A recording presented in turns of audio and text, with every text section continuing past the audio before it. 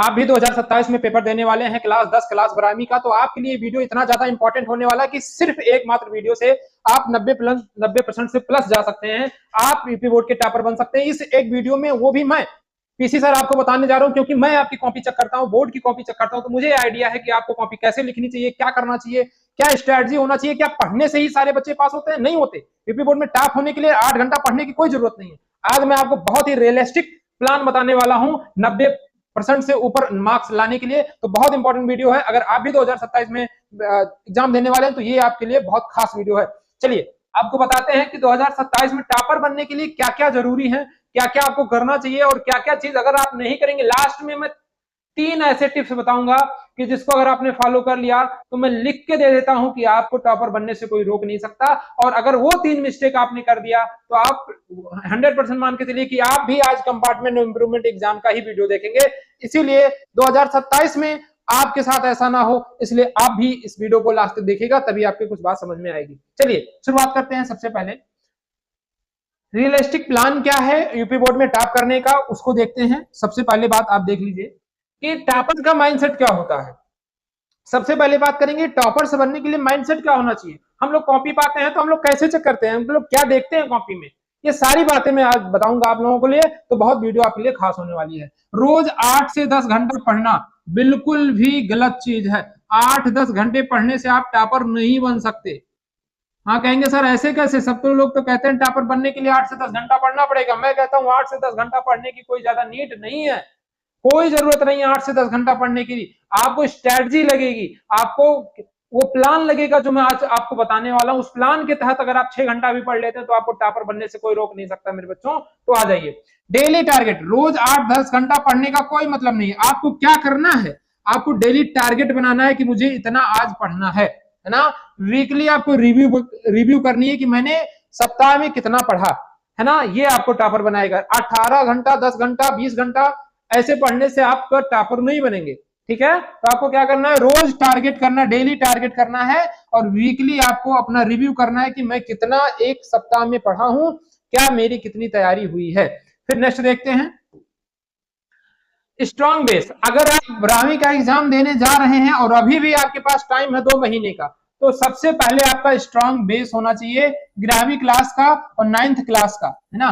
9th class का जो base है वो स्ट्रांग होना चाहिए। तो जिन बच्चों का बेस स्ट्रांग नहीं है वो जाएं, पहले कुछ इंपॉर्टेंट चैप्टर हैं उनको पढ़ के उसके बाद ही आप लोग क्लास 12वीं का क्लास स्टार्ट करें, नहीं बाद में पछताएंगे। जैसे अगर मैं केमिस्ट्री की बात कर लूं या साइंस की बात कर लूं तो क्लास 10 का पहला ही रिएक्शन है केमिकल रिएक्शन, पहला ही चैप्टर है केमिकल रिएक्शन एंड इक्वेशन। अगर आपने 9th में रिएक्शन नहीं सीखा है तो जाहिर सी बात है कि आप 10 में पहले चैप्टर में कुछ नहीं कर पाएंगे, है ना। इसी प्रकार कुछ इंपॉर्टेंट चैप्टर, तो 9th वाला आप पहले बेस स्ट्रॉन्ग कर लीजिए, कहीं से भी पढ़ लीजिए, आप लोगों के लिए बहुत ज्यादा लाभदायक होगा 10वीं क्लास में टॉप करने के लिए। तो दूसरी बात हमारी बेस स्ट्रांग होनी चाहिए।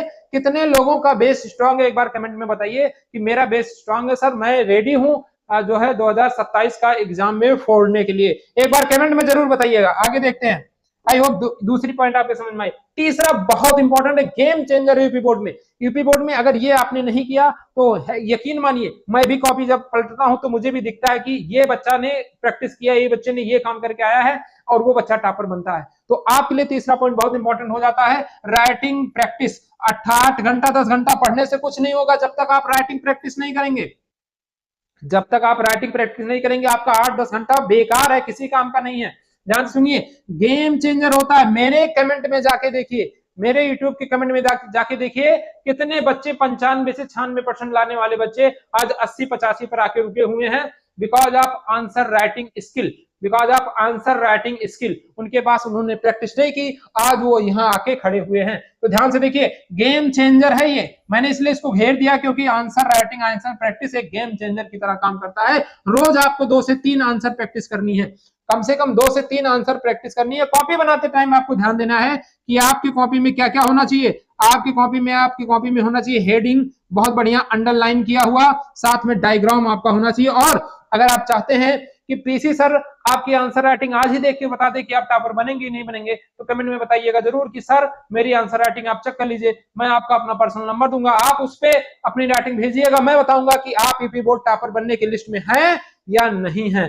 आंसर राइटिंग बहुत मायने रखता है, एक बात ध्यान रखना मेरे बच्चों, बहुत मायने रखता है यूपी बोर्ड में आंसर राइटिंग, इसलिए बहुत इंपॉर्टेंट है आंसर राइटिंग, है ना। तो आप लोग एक बार कमेंट करके जरूर बताइएगा कि आपको आंसर राइटिंग अपनी चेक करवानी है कि नहीं चेक करवानी है। 2 महीने प्रैक्टिस कर लेंगे, आपकी आंसर राइटिंग बहुत अच्छी हो जाएगी। चलिए नेक्स्ट देखते हैं, चौथा पॉइंट, सब्जेक्ट वाइज स्ट्रेटजी आपको फॉलो करनी है। जैसे मान लीजिए आपकी केमिस्ट्री की बात करा जाए तो एनसीईआरटी आपको फॉलो करना है, बायो की बात किया जाए तो एनसीईआरटी आपको फॉलो करना है, फिजिक्स की बात की जाए तो फार्मूला, न्यूमेरिकल्स और प्रैक्टिस आपको दबा के करनी है। अगर 10th की बात करें तो एसएसटी में आपको ज्यादा से ज्यादा पढ़ना है, इंग्लिश में आपको ज्यादा से ज्यादा लर्न करना है ना, हिंदी में आपको लर्न करना है, मैथ में आपको प्रैक्टिस करनी है, साइंस में आपको प्रैक्टिस के साथ साथ रिएक्शन भी याद रखने हैं, बायोलॉजी में डायग्राम आपका बना होना चाहिए।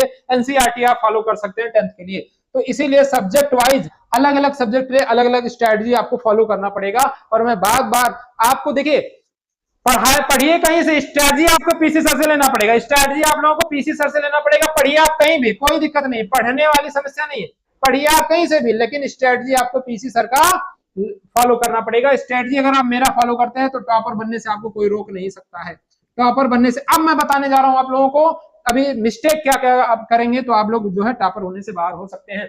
लेकिन 5वीं पॉइंट आपको क्या करना है, रिवीजन सर्किल बनानी है। एक बार कमेंट करके बताइए कि सर बिल्कुल करेंगे। पहला क्या, एक दिन में जो एक दिन में आपने पढ़ा एक बार आपको रिवाइज करना है, फिर सेम चीज को 7वें दिन रिवाइज करना है, फिर सेम चीज को 1 महीने बाद रिवाइज करना है। मेरे बच्चों 100%, साथ में आंसर राइटिंग, आंसर प्रैक्टिस करते रहना, 100% आप टॉपर बनेंगे।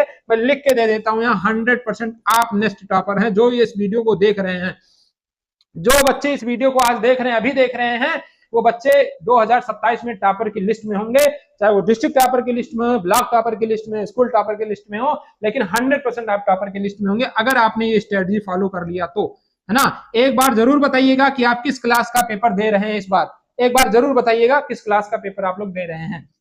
मैं मिस्टेक बताने जा रहा हूं, अब बिग मिस्टेक अगर आपने अवॉइड कर दिया तो 100% आप जो है यूपी बोर्ड में टॉपर बनेंगे। और ये यकीन मान के चलिए, क्योंकि आपको पता होगा टॉपर शहर से नहीं आता, बड़ी बड़ी कोचिंगों से टॉपर नहीं आते, लाखों खर्चा करके टॉपर नहीं आते, टॉपर आते हैं किसी छोटे कस्बे से, किसान की बच्चियां, है ना, ये आते हैं टॉपर। तो वो उनके पास स्ट्रेटजी होता है।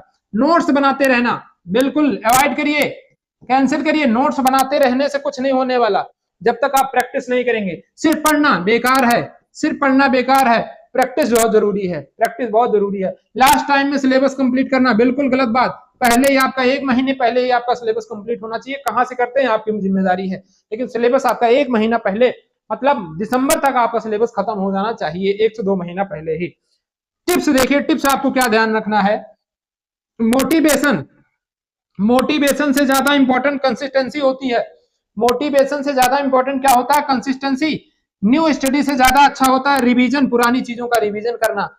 रीडिंग से बहुत अच्छी चीज होती है राइटिंग प्रैक्टिस, राइटिंग प्रैक्टिस। तो आप इन तीनों चीजों में से क्या कर रहे हैं, ये एक बार कमेंट करके जरूर बताइएगा।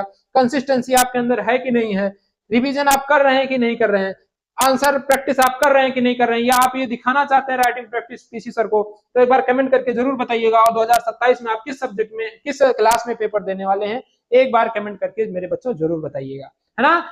इस तरीके से आप यूपी बोर्ड में टॉपर बन सकते हैं।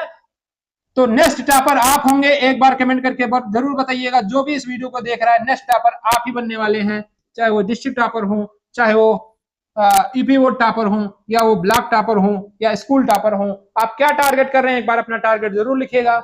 मैं केमिस्ट्री और साइंस का क्लास, और साथ साथ में हो सकता है जुलाई अगस्त में मैं पूरा का पूरा बैच ही लॉन्च कर दूं आप लोगों के लिए, यूपी बोर्ड के लिए सबका बैच लॉन्च कर दूंगा। लेकिन अभी आप लोग कमेंट करके बताइए कि आप लोगों का ये वीडियो कैसा लगा और क्या आप मुझे हेल्पफुल रहा या नहीं रहा, है ना। बहुत बहुत धन्यवाद, मिलते हैं फिर नेक्स्ट वीडियो में। ऐसे ही आपको स्ट्रेटजी बताते रहेंगे, मंथ वाइज आपको क्या करते रहना है, मई में आपको क्या करना है, जून में क्या करना है, जुलाई में क्या करना है, फिर 1 शॉट लेकर आएंगे आप लोगों के लिए, आपको टॉपर बना के जाएंगे। बहुत बहुत धन्यवाद। अगर नए हो तो चैनल को सब्सक्राइब करके वीडियो को लाइक कर दीजिएगा। बहुत बहुत धन्यवाद, थैंक यू सो मच।